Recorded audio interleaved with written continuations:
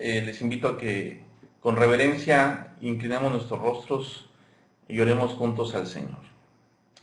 Buen Dios, en esta noche te damos muchas gracias por la oportunidad que nos das de reunirnos a través de los medios electrónicos en torno a tu palabra, Señor. Es una hermosa bendición la que tú nos das.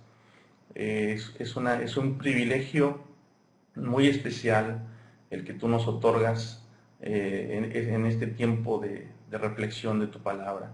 Estamos aprendiendo mucho los unos de los otros, pero sobre todo de ti, Señor. Como siempre eres generoso con tus hijos, con tus hijas, y nos otorgas gratuitamente tu palabra, Señor. Gracias por ella y permítenos seguir explorando, sumergiéndonos, Señor, en ella, disfrutando de esa agua fresca que es, Señor, tu escritura para nuestra boca sedienta, Padre. Que no vuelva a ti vacía esa palabra, que germine en nuestro corazón y que dé fruto al 100%.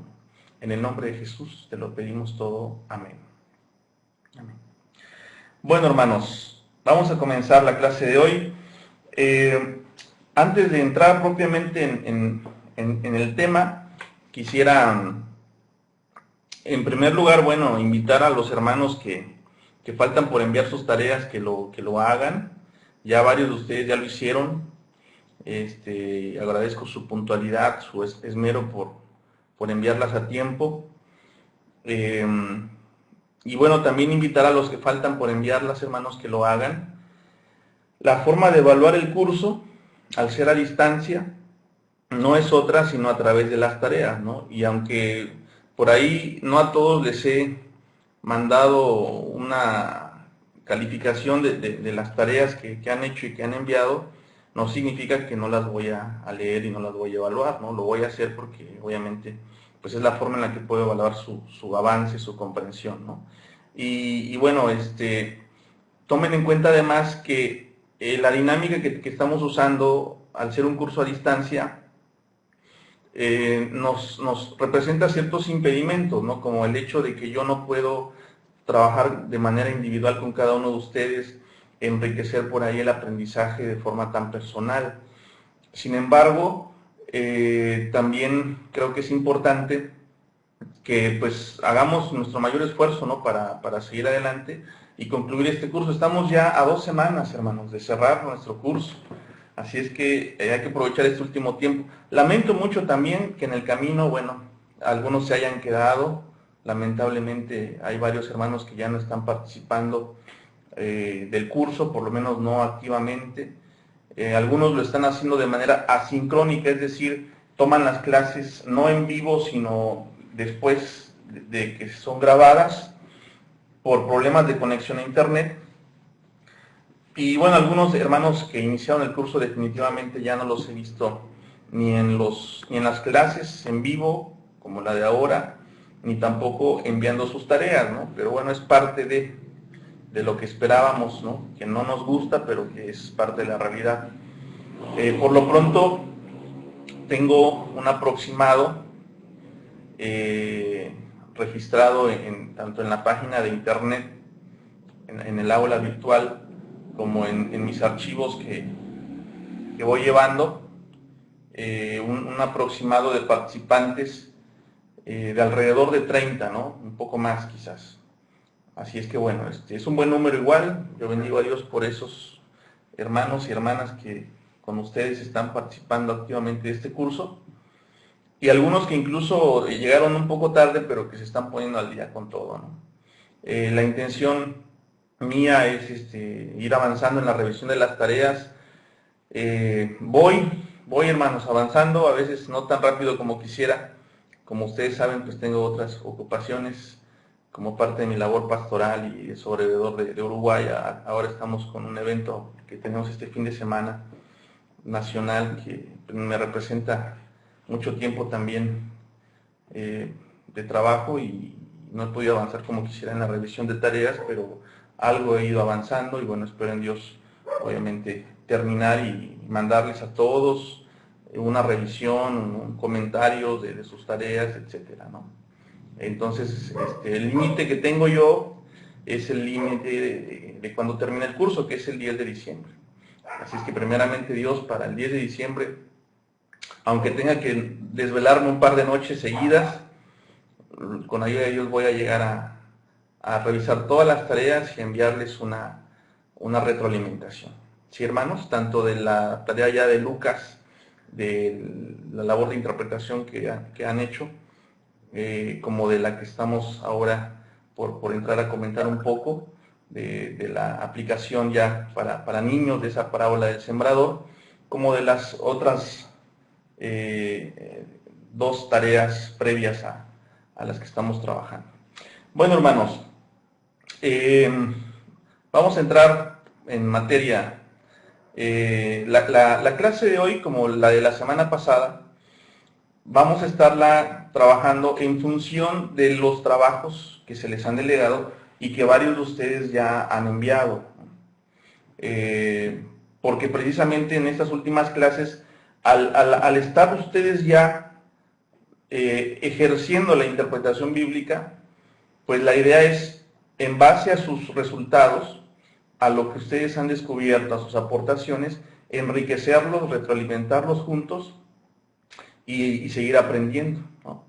Porque precisamente el trabajo final pues va a girar en torno a esa labor suya, ¿no?, que ustedes ya están realizando de interpretación bíblica usando las herramientas, las referencias, las orientaciones, las reglas que se les han proporcionado. Y al respecto, hermanos, yo creo que en general bendigo a Dios y que me estoy muy contento con los resultados, porque pues no dejan de sorprenderme algunos de ustedes con sus buenos trabajos. Estuve revisando algunos más y la verdad, en general han sido muy buenos trabajos. Valoro mucho el esfuerzo que hacen con los recursos que tienen a mano, hermanos, ¿no? O sea, más allá de que nos falten cosas por aprender, valoro mucho el esfuerzo. O sea, si se ve claro cuando alguien de ustedes envió un trabajo haciéndolo con su mayor esfuerzo, ¿no? Si lo hizo con su mayor esfuerzo, eso se ve, por lo menos desde mi punto de vista, se ve reflejado en el resultado.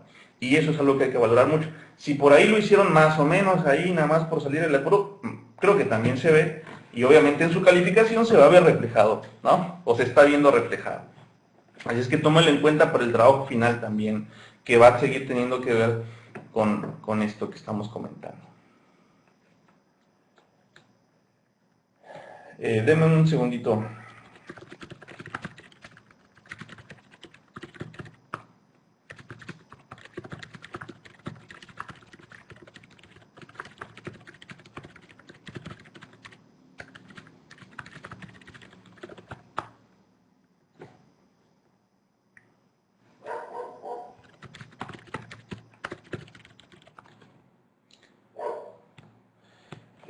Disculpen.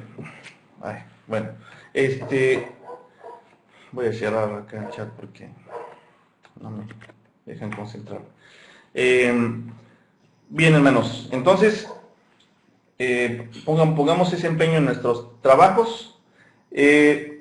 Quisiera en la clase de hoy, hermanos, seguir avanzando en cuanto a la labor de interpretación y a la aplicación de la parábola del sembrador.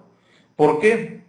Porque precisamente lo que hemos estado haciendo estas dos últimas semanas es construir nuestro trabajo final, ¿sí? Yo no les quise adelantar nada para que ustedes fueran en el proceso haciendo cada etapa, pero ahora creo que estamos en condiciones de saber. Es sobre la parábola del sembrador que hemos estado trabajando estas dos últimas semanas que se va a centrar su trabajo final. Y es más, parte de ese trabajo final ya lo hicieron, solamente falta irlo complementando, irlo ajustando, irlo perfeccionando, ¿sí? Entonces, lo que me han enviado y lo que me van a enviar de los que todavía faltan por enviarme, tanto la labor de interpretación que quedó pendiente para algunos, como la aplicación que dejamos la semana pasada para los niños de la parábola del sembrador, obviamente los que están pendientes por enviarlo, mándenlo, hermanos, a la brevedad. Esta semana todavía les voy a dar oportunidad de que lo manden, porque a partir de la próxima semana ya no les voy a recibir esos trabajos, porque a partir de la próxima semana la idea es precisamente hacer una revisión del trabajo que ustedes ya han realizado hasta este punto para volverlo a elaborar con nuevos elementos que hemos ido aportando en la clase de la semana pasada y en esta clase de hoy, que es lo que ya vamos a hacer a continuación. ¿Sí, hermanos? ¿Me expliqué? Entonces, hasta esta semana tienen para enviarme estos dos últimos trabajos, tanto de la labor de interpretación bíblica con las pautas que se les dieron de Lucas 8, de la parábola del sembrador, como de la aplicación para un grupo de niños o para niños de esta parábola. Esos dos trabajos tienen hasta esta semana para enviarlos, ¿sí? Por favor.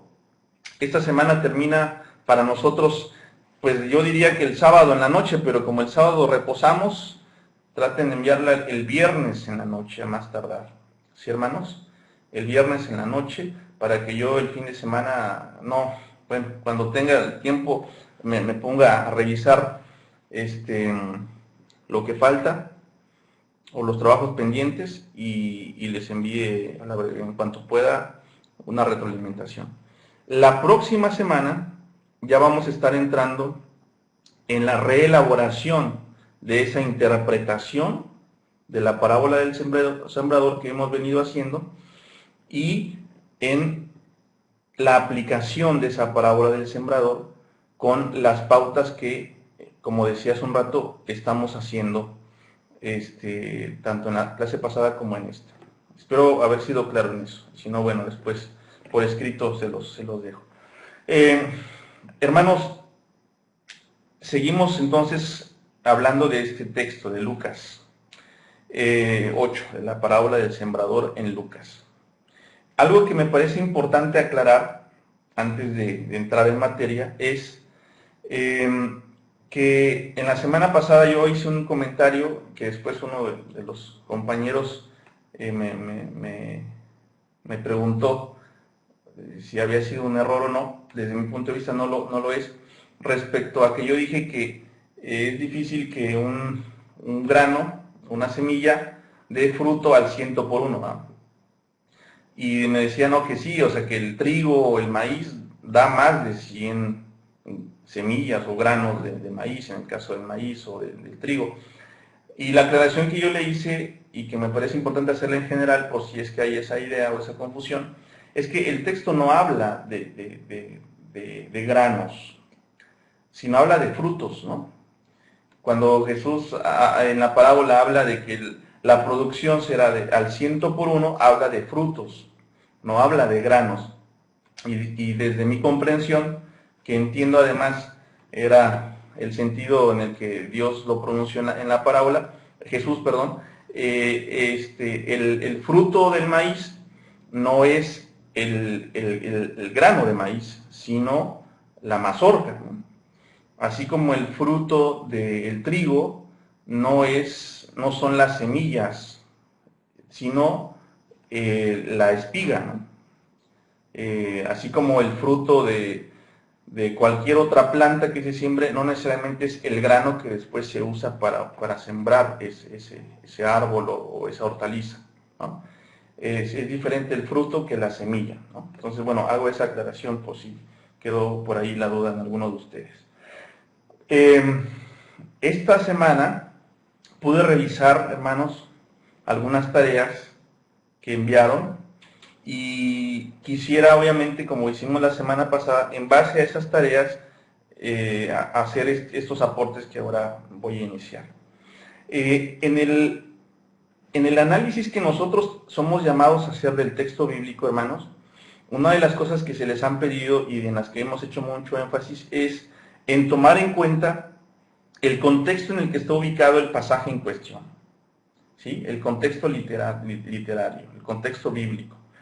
Y a mí me llamó mucho la atención un trabajo que hizo nuestro hermano Omar Petrovsky, porque él hizo una muy buena aportación en cuanto a la labor exegética, tomando en cuenta el contexto de Lucas 8, ¿no?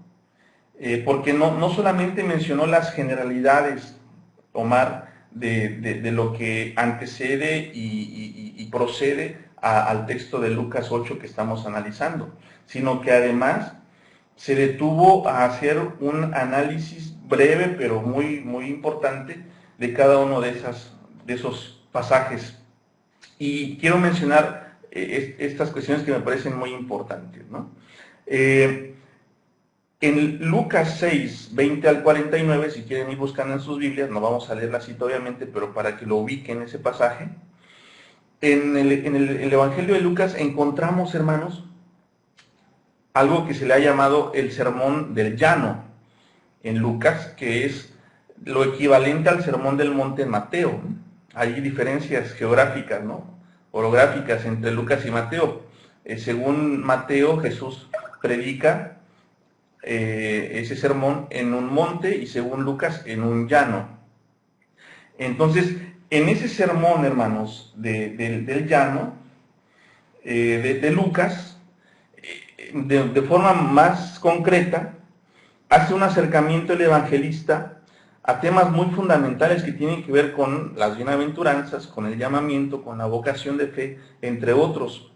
Y justo después de ese tiempo, o mejor dicho, de dedicarse esos versos, ese pasaje, a una exposición, digamos, del contenido central del Evangelio, según Lucas, Jesucristo, después de eso, procede a hacer algunos actos milagrosos y se encarna, digámoslo así, en una realidad muy particular. O sea, el Jesús de Lucas, hermanos, se mueve mucho en el mundo pagano, en el mundo de los paganos, ¿no? Y en el capítulo 7, verso 9, se narra que precisamente un hombre pagano, al que se le conoce como el centurión, ¿no? Que era un soldado romano, un general, se narra en el Evangelio de Lucas que fue un hombre de fe, pero además en el verso 9 se destaca algo muy importante, hermanos, que dice así, lo voy a leer, dice: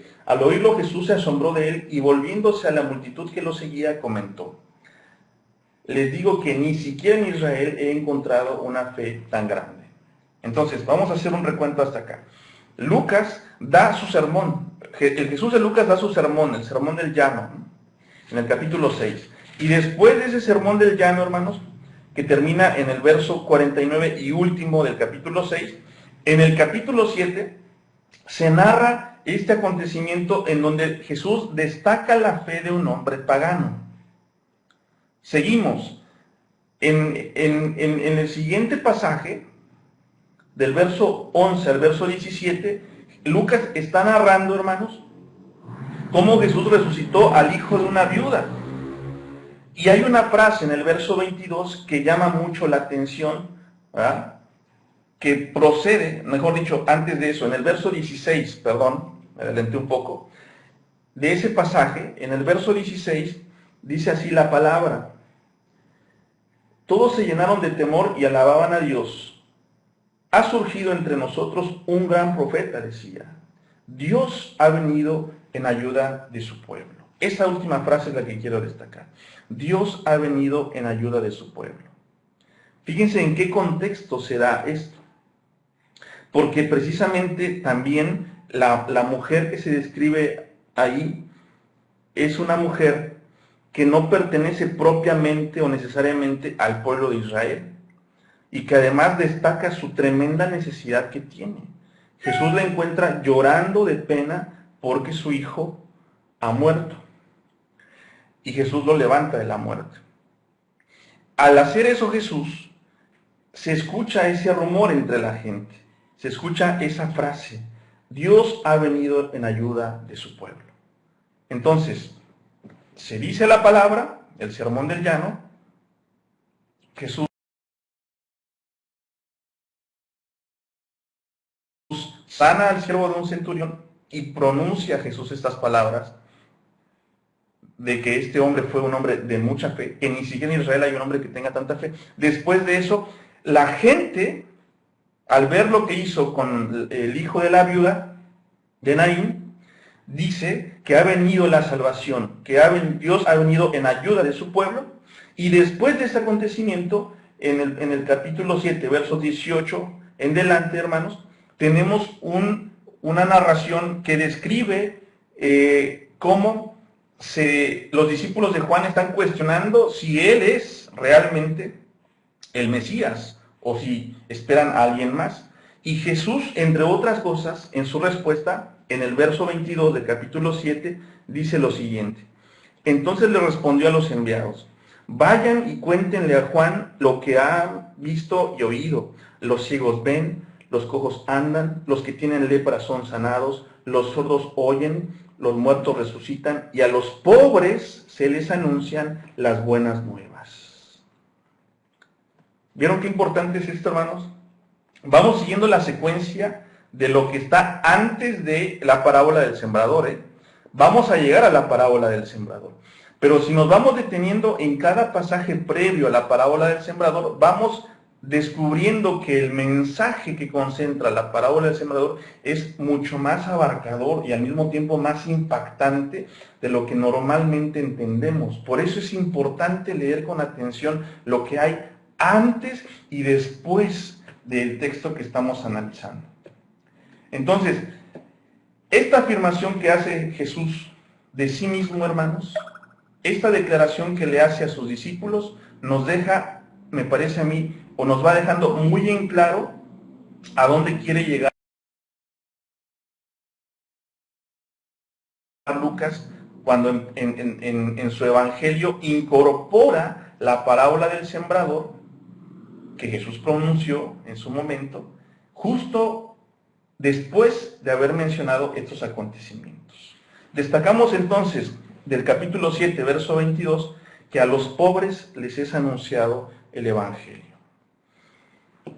En el mismo capítulo 7, el evento que narra el evangelista a continuación tiene que ver con dos personajes. Del verso 36 al verso 50 se narra un encuentro entre Jesús y un hombre fariseo, que en algunas versiones en el encabezado dice que se encuentra con Simón el fariseo. Este hombre fariseo representa a lo más piadoso de su época, representa, hermanos, lo que en el pueblo de Israel seguramente cualquiera podría pensar que es la tierra más fértil. Un fariseo es alguien que vive dedicado a leer, a tratar de interpretar, pero no solo interpretar, sino vivir la palabra de Dios. Y en ese sentido quiero hacer un breve paréntesis, porque me parece importante. Algunos ya lo saben, pero igual para los que no, creo yo que es importante la aclaración. Los fariseos, hermanos, en la época de Jesús, aunque para nosotros a la distancia pareciera que eran hombres muy malos o muy incongruentes en general, creo que en alguna ocasión en este curso lo he dicho ya, eran muy congruentes en general. Los fariseos eran dentro del pueblo judío el grupo religioso más consistente con la ley de Dios, con la voluntad de Dios. Eran muy pulcros en su cumplir de la ley, se dedicaban a eso y vivían en la ley, vivían en la palabra, eran realmente esforzados en vivir en la palabra. La crítica de Jesús hacia los fariseos no es porque ellos no guarden la palabra, sino porque su interpretación o su comprensión de la palabra es limitada en cuanto ellos creen que son realmente lo suficientemente buenos y consistentes como para cumplir a cabalidad la palabra. El error de los fariseos era que se sentían autosuficientes. Incluso en los evangelios hay un concepto que se atribuye, entre otros grupos, a los fariseos, y es el hecho de que Jesús los menciona como que tienen el corazón de piedra, el corazón endurecido. Y el corazón endurecido en el contexto de los evangelios, puede haber excepciones, pero en general tiene que ver con ese sentido de autosuficiencia. Tener el corazón duro es creer que tú puedes, con tus medios, agradar a Dios o cumplir con la voluntad de Dios. Entonces, ¿por qué es importante esta aclaración? Bueno, porque en aquel entonces, hermanos, si alguien del pueblo pensaba en una persona que fuera tierra fértil para el evangelio o para la palabra, esos hubiesen sido los fariseos. Sin embargo, en el relato del verso 36 al 50, hermanos, encontramos que no hay esa docilidad al evangelio de parte de los fariseos. ¿Por qué? Porque en el desenlace de esa historia, hermanos, se deja ver que quien realmente recibe a Jesús y recibe su perdón es una mujer, a la que en la narración se le llama pecadora, ¿no? Una mujer pecadora se le dice. Esa mujer pecadora, que según nos dice la palabra, recibió a Jesús y con un frasco lleno de perfume de alabastro, mojó los pies de Jesús, se arrojó a él, lo bañaba con sus lágrimas y lo secaba con sus cabellos.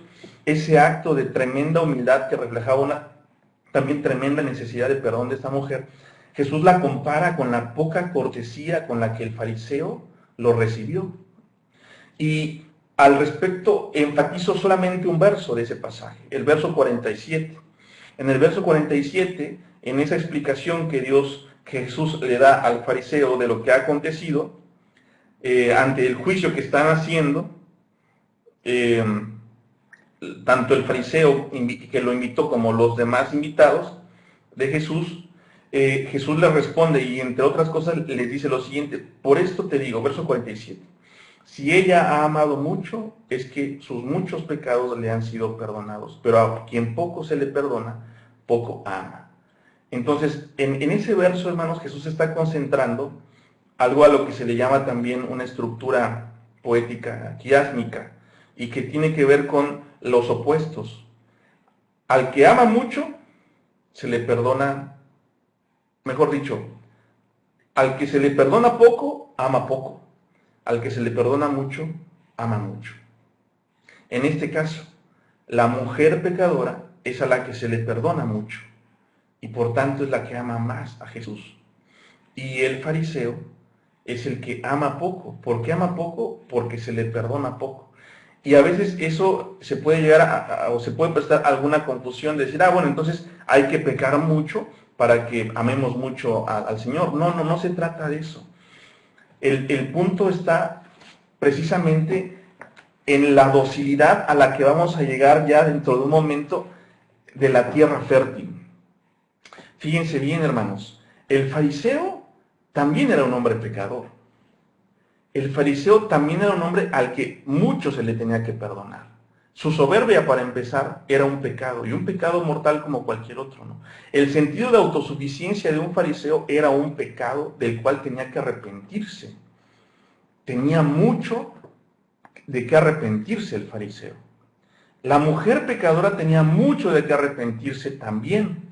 La diferencia entre el fariseo y la mujer pecadora es que el fariseo no se siente pecador, o por lo menos no tan pecador como la mujer pecadora, que hasta en la descripción de Lucas lleva la carga de social que ella cargaba. Era una mujer pecadora y así era conocida y reconocida. El fariseo era un hombre bueno, era un hombre religioso, era un hombre cumplidor de la ley y así era reconocido en su comunidad. Entonces tenemos aparentemente dos opuestos. Por un lado está una mujer pecadora con ese título y por otro lado está Simón el fariseo, ¿no? El separado, que significa eso, fariseo, el que vive o trata de vivir en santidad. Entonces, fíjense cómo aparentemente esos dos personajes que son tan opuestos, en realidad ambos son pecadores, y muy pecadores, por pecados distintos. Los pecados de la mujer podrían ser más escandalosos. El texto no nos dice que haya sido prostituta o algo parecido, pero inferimos que con algo moral tenían que ver sus pecados, porque si era conocida como la mujer pecadora, era porque en su sociedad su moral no era bien vista, sus actos morales, ¿no? Por el contrario, el fariseo en su moral andaba bastante bien, seguramente. Seguramente era un hombre cumplidor, fiel en su matrimonio, seguramente era un hombre bastante consistente respecto a las leyes rituales, a las leyes ceremoniales del judaísmo de su época, pero los pecados de este fariseo tenían que ver más bien con lo ético. precisamente como decíamos hace un rato, su soberbia, su sentido de autosuficiencia, entre otros pecados, le impedían incluso darse cuenta que él era también un hombre pecador, tan pecador como la mujer pecadora, que así le llamaban y así era conocida. ¿Por qué es importante esto, hermanos? Bueno, porque precisamente, fíjense bien cómo vamos conectando estos pasajes previos con la parábola del sembrador.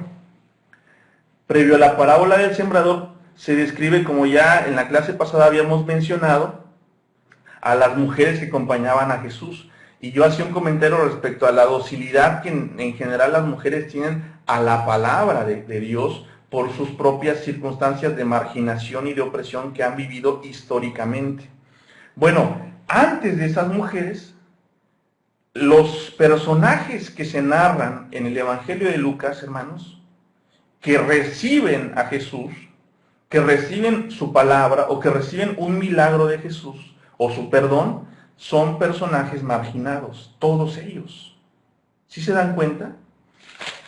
En el capítulo 7 se empieza con un centurión, un hombre pagano, considerado pecador por los judíos. Y de ese centurión Jesús declara, ni siquiera en Israel he encontrado una fe tan grande. ¿Quién fue tierra fértil? Ese centurión, ese pagano fue la tierra fértil. A él llegó la palabra y Jesús reconoce su capacidad de creer. Después está el pasaje que narra la resurrección del hijo de la viuda de Naín.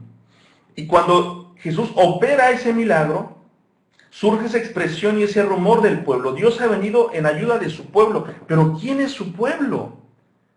Ya no es entonces el pueblo de Israel que cumple tan bien la ley o que lo intenta. No, es quien cree en él y quien necesita de él. Ese es su pueblo. Después, en el pasaje siguiente, cuando los discípulos de Juan van a preguntar a Jesús si él es el Mesías, en la respuesta de Jesús, él les deja en claro lo que Dios está operando a través de él. Los ciegos ven, los cojos andan, los que tienen lepra son sanados, los sordos oyen, los muertos resucitan y a los pobres se les anuncian las buenas nuevas. Todos esos tipos de personas que se mencionan, hermanos, que Jesús menciona, son los marginados de su época.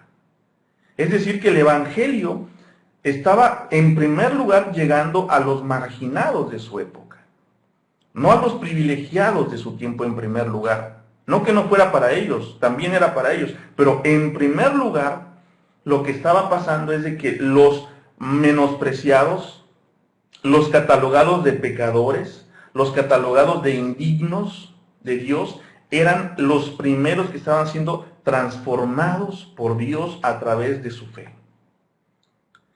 Y antes, justamente antes de la parábola del sembrador, tenemos este pasaje de la mujer pecadora en oposición a Simón el fariseo.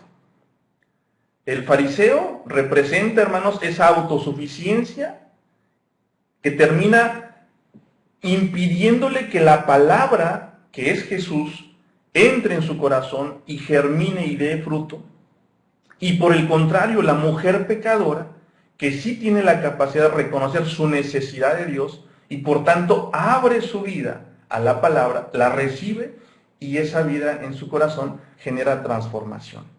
Luego entonces, cuando llegamos a la parábola del sembrador con estos antecedentes, hermanos, ¿qué se nos dice? Bueno, Jesús está hablando de que ese sembrador siembra en donde, como sea, ¿eh? Como también alguien mencionó en su tarea, al voleo, ¿verdad? Es un sembrador que siembra al voleo, así, aventando, y seguramente, como la semana pasada también mencionamos un poco, los que escucharon esa parábola de Jesús, podrían pensar, este sembrador no sabe sembrar, está desperdiciando la semilla, ¿no? Porque en lugar de preparar la tierra para que toda sea buena, no, él tira en el camino y en las piedras y entre los espinos, y cuando cae en tierra buena, bueno, pues, qué bueno, pero, y la semilla otra se echó a perder o se desperdició. Eso probablemente pensaron los que escucharon esta parábola, que eran la mayoría de ellos seguramente gente del campo, campesinos. Sin embargo, la tierra buena, hermanos, precisamente, aunque nosotros nos pudiésemos imaginar que se trata de personas buenas, que están dispuestas a escuchar la palabra, de gente que vive bien moralmente en general, que trata de tener una familia estable, etcétera, tal vez pensaríamos, bueno, ese es el terreno fértil en el que hay que sembrar la palabra.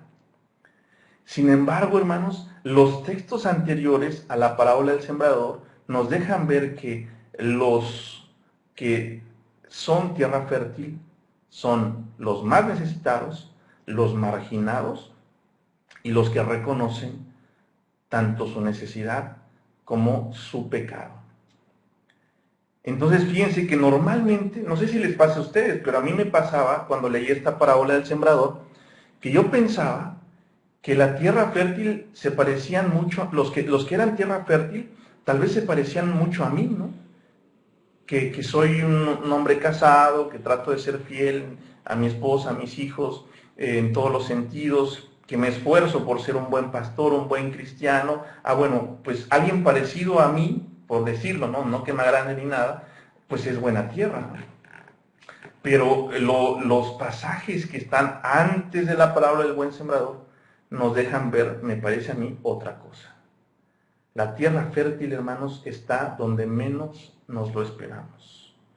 Y eso es algo muy interesante.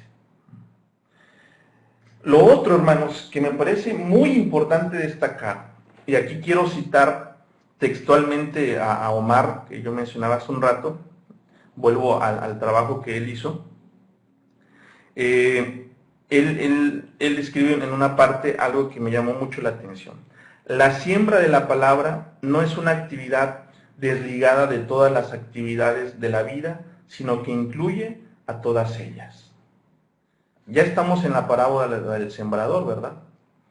Pero vale mucho la pena tomar en cuenta este comentario.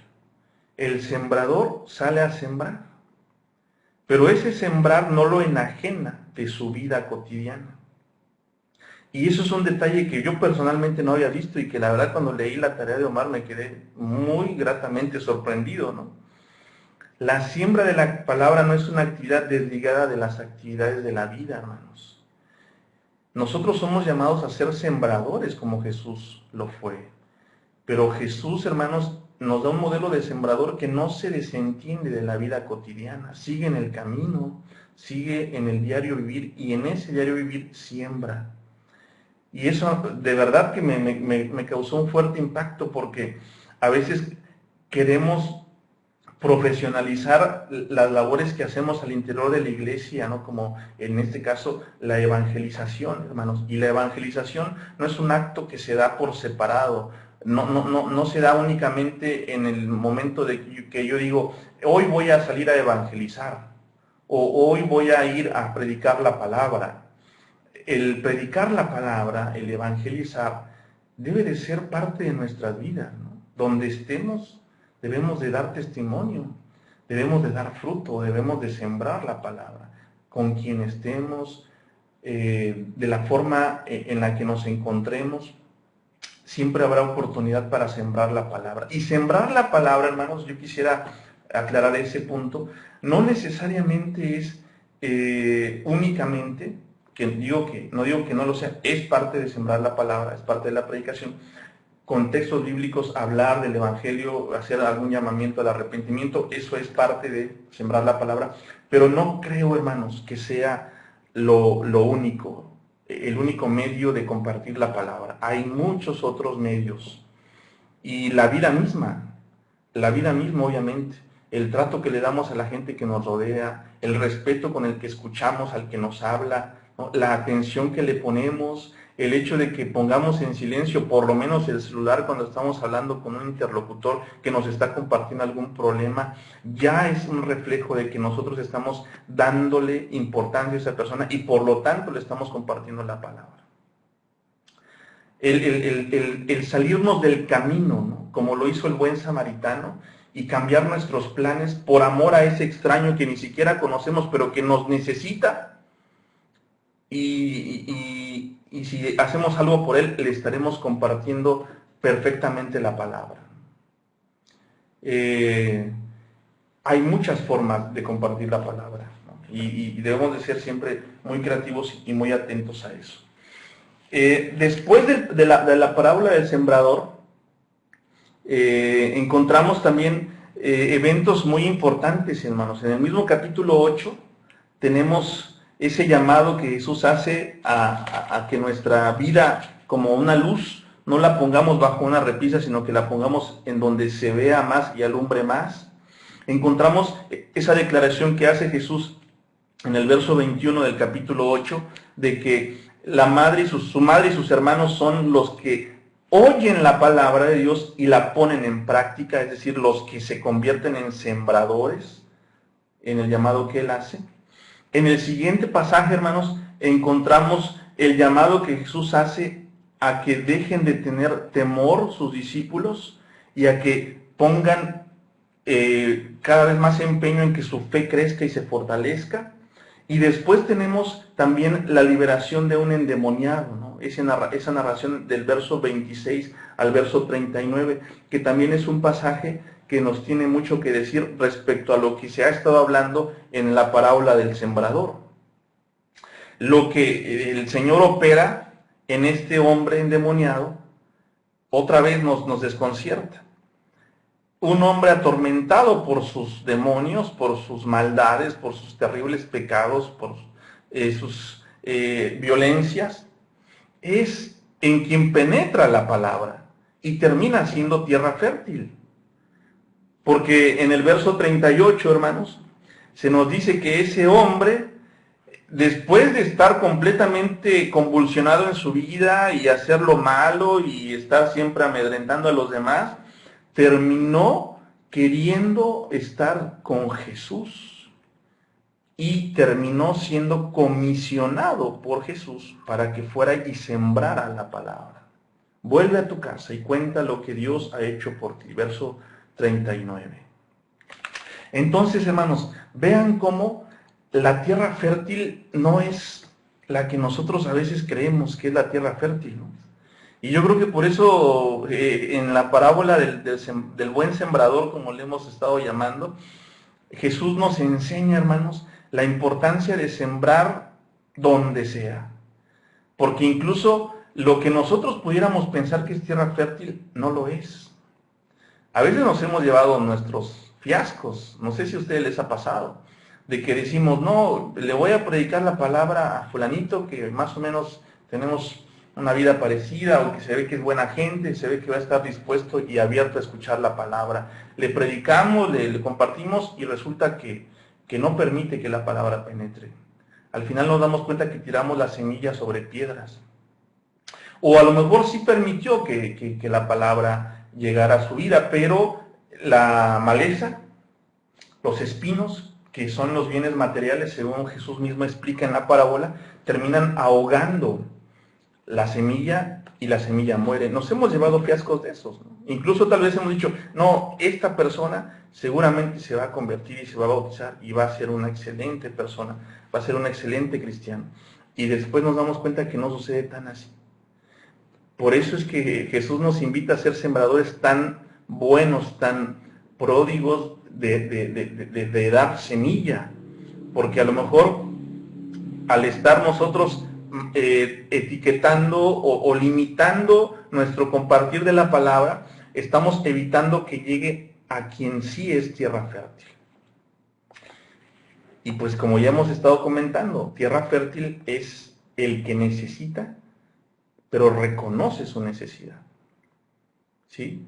El que no tiene un sentido de autosuficiencia, sino que reconoce que está mal, que está quebrado y que necesita ser rescatado por Dios. Y esa tierra fértil, hermanos, puede ser cualquier persona a nuestro alrededor, por supuesto. No de ninguna clase social en particular. Pero pues como hemos visto también en los pasajes previos a Lucas 8, en primer lugar sí Jesús se ocupó de la gente marginada de su época. Ahora, para ir cerrando esta etapa, hermanos, de reflexión, también invoco nuevamente a una aportación que me llamó mucho la atención y que probablemente después se las vaya a compartir si me autoriza nuestro compañero de estudios, y que es la siguiente, hermano, respecto al texto propiamente de la parábola. En el texto, hermanos, tenemos una variante respecto a los lugares en donde cae la semilla. En primer lugar, se dice, los que están junto al camino oyen, pero el diablo les quita la palabra del corazón.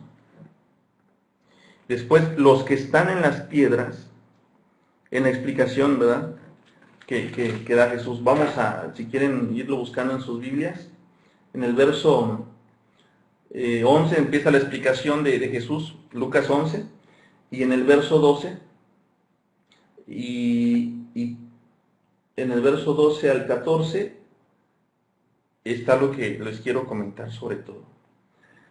Están acomodados en grupos de dos, fíjense, verso 12, los que están junto al camino, después, verso 13, los que están sobre las piedras. Vieron que ahí se hace referencia al lugar en donde están. Y después se hace referencia a la semilla, no al lugar donde cae la semilla.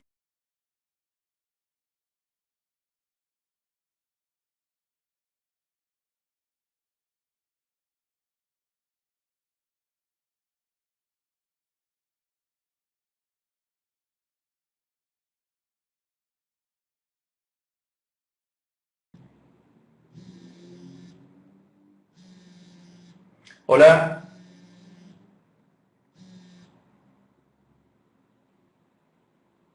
Hola, ¿me escuchan? Hola. Se cortó un momento la clase, pero ya volví a entrar. Espero que no hayamos perdido mucho en el camino. Ok. Bueno, desde ahí sigo entonces. Se cortó el internet, supongo, no sé, pero bueno, ya estamos conectados otra vez. Bueno, continuamos en el camino, o en las piedras, ¿en dónde nos quedamos? Bueno, decía, hermanos, la primer pareja, decíamos, que tiene que ver con el énfasis en el lugar, los que están junto al camino, los que están sobre las piedras. Y en el segundo grupo de dos, tiene que ver el énfasis de las oraciones con la semilla. El sujeto de la oración, en la explicación de Jesús, estamos, hermanos, en la explicación de Jesús de la parábola, ¿verdad? No voy a poder repetir todo porque se nos va la hora, hermano Edgar, pero voy a tratar de regresar más o menos a donde creo que me quedé por lo que me están diciendo. Estamos en la explicación que Jesús da de la parábola. En el verso 12 y 13 decía yo que el énfasis de las oraciones está en el lugar donde cayó la palabra. El sujeto de la oración es el lugar. ¿Sí? ¿Sí me explico? Los que están junto al camino. ¿Quién es el sujeto de la oración? El lugar. Verso 13. Los que están sobre las piedras. ¿Quién es el sujeto de la oración? El lugar. Otra vez, los que están sobre las piedras. Pero en los versos 14 y 15, por el contrario, hermanos, el sujeto de las oraciones ya no es el lugar, sino que ahora es la semilla. La parte que cayó, verso 14, lo leo, la parte que cayó entre espinos, verso 15, pero la parte que cayó en buen terreno, ¿se dan cuenta de la diferencia? En estos versos 14 y 15, el énfasis y el sujeto de la oración es la semilla. ¿Por qué esa diferencia? Explicaba. ¿Qué hace Lucas respecto a eso? Bueno, algo que destaca mucho nuestro compañero y que es lo que sobre todo estoy tratando de explicarles, hermanos, es que precisamente la diferencia está en que en las primeras dos menciones de la explicación que Jesús da, el sujeto es el lugar. Y cuando el sujeto es el lugar, nos damos cuenta, hermanos, que la semilla ni siquiera germinó. La semilla que cayó en el camino y la que cayó en las piedras ni siquiera germinó. Por el contrario, la semilla, hermanos, en los dos siguientes versos se habla de que la semilla es el sujeto de las oraciones, y en esos dos casos la semilla sí germina. Cuando oyes, dice acá, la parábola desde la óptica del yo la escucho, es decir, desde el orgullo, puede producir alguna emoción, pero no más que eso. Pero cuando la palabra te toca el corazón, cuando ella es el sujeto que te llamó la atención internamente y tú no interveniste, entonces sí brota una planta. Estoy leyendo textualmente una frase, ¿no?, que escribió Omar y que me pareció excelente, por eso la destaco mucho. La voy a volver a repetir para que queden claras. Cuando oyes la palabra desde la óptica del yo la escucho, el énfasis es la tierra, el énfasis soy yo, la tierra. Cuando oyes la palabra desde el énfasis en ti mismo, desde tu orgullo, desde tu capacidad de comprensión, puede producir alguna emoción, pero no más que eso. Y esas emociones se pueden ahogar por el trajín de la vida, por los bienes materiales, por los placeres, como Jesús mismo explica. O a veces ni siquiera germina, se la llevan las aves, las piedras no permiten que penetre en la tierra y tome propiedades de ella. Pero cuando la palabra te toca el corazón, sigo leyendo, cuando ella es el sujeto que te llamó la atención internamente y tú no interveniste, entonces sí brota una planta. Esto es algo que me parece muy importante, hermanos, y con esto voy a ir cerrando para darles tiempo, aunque ya estamos en el límite del horario, pero quisiera darles por lo menos unos minutos para alguna pregunta o comentario.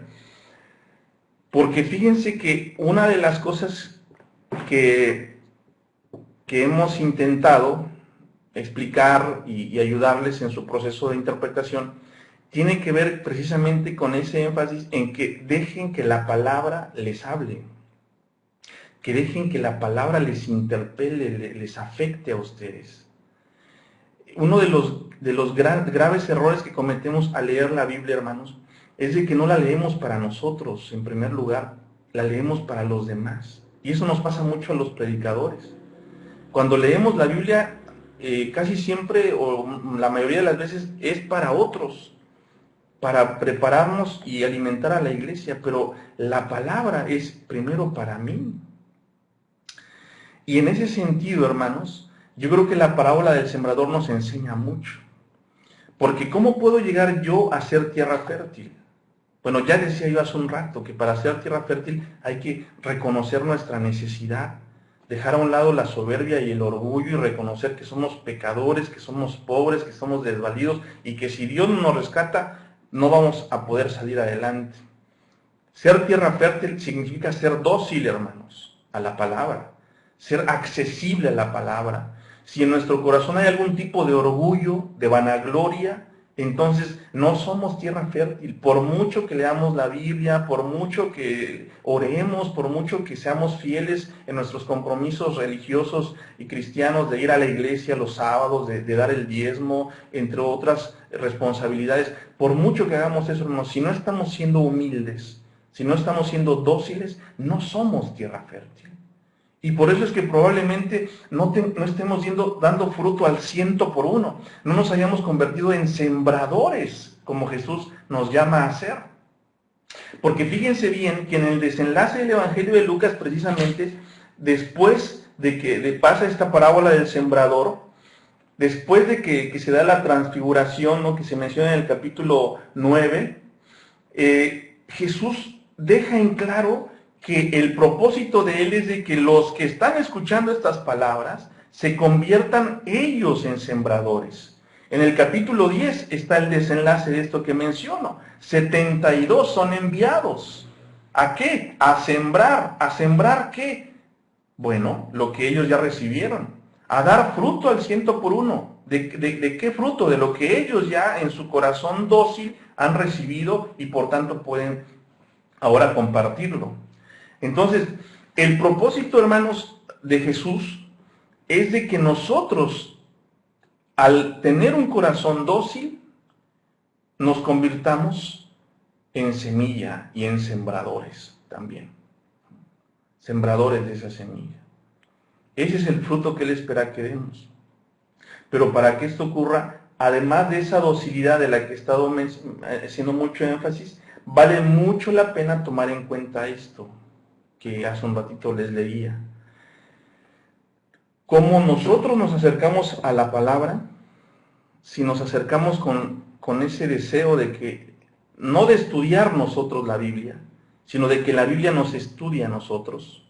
Si nos acercamos a la Biblia no para aprender, sino para que la Biblia y Dios a través de la palabra nos aprenda y nos exhorte o nos confronte o nos acompañe o nos consuele. Cuando nosotros nos acercamos a la Biblia, hermanos, con esa docilidad, con esa disposición a ser transformados, algo grande ocurre. Algo muy grande ocurre. Al 100 por 1 es el fruto que se produce cuando nuestro corazón es tierra fértil. Qué importante es esto, hermanos. Este sentido de la parábola del sembrador me parece altamente importante, hermanos. Nosotros somos llamados a ser tierra fértil, pero para ser tierra fértil debemos de reconocer que el énfasis no está en nosotros, en nuestra capacidad o en nuestra perfección o en nuestro esfuerzo, sino en ser dóciles para que el Señor transforme nuestras vidas. Y es algo que algunos de ustedes, a los que ya les mandé una retroalimentación, en los casos que lo he considerado necesario, les he hecho énfasis. Déjate que la Biblia te hable, deja que la Biblia te impacte, te desafíe, te confronte, te interpele. Deja que la palabra, en este caso, deja que la parábola del sembrador te hable a ti y te conmueva en tu corazón. Que sea una palabra que entra en tu corazón siendo tierra fértil y que produzca un fruto que renueve tu vida. La Biblia tiene esas cualidades, hermanos. Es palabra de Dios, es palabra de Dios.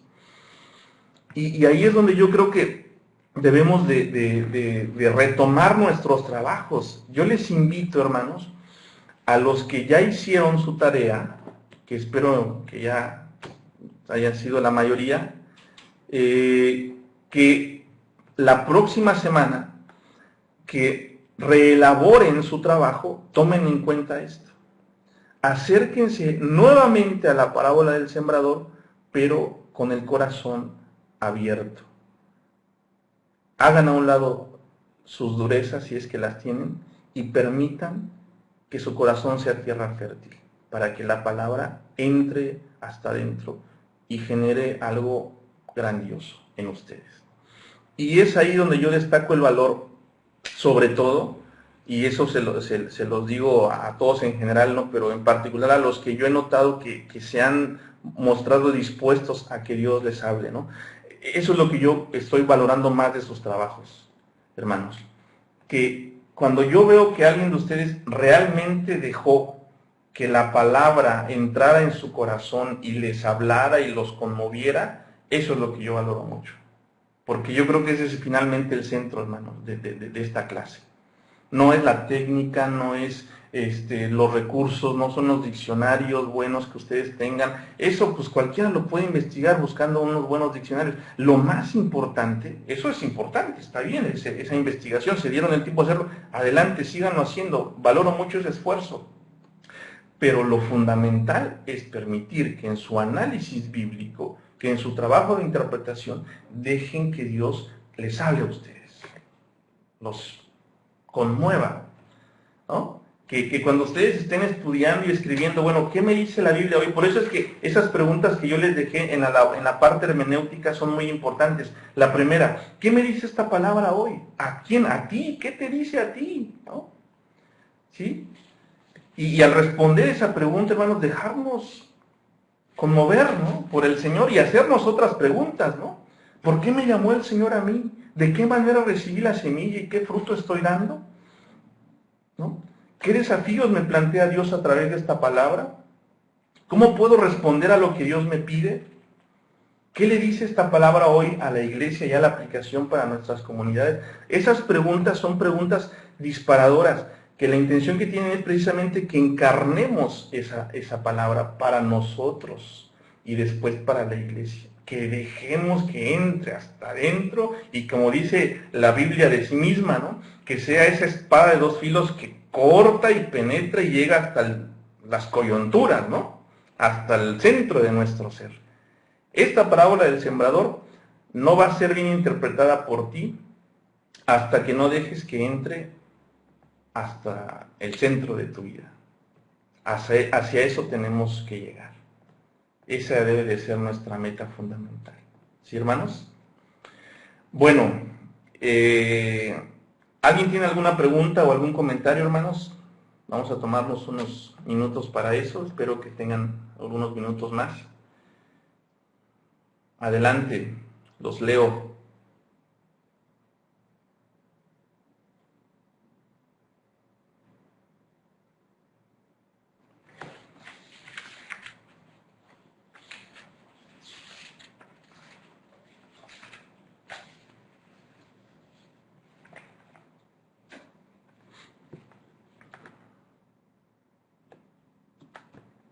¿No hay preguntas? ¿Sí me escuchan, verdad? Que a lo mejor estoy hablando solo y ya ni...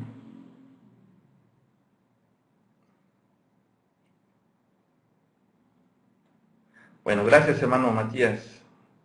Gracias, gracias a Dios. Amén, gracias a Dios.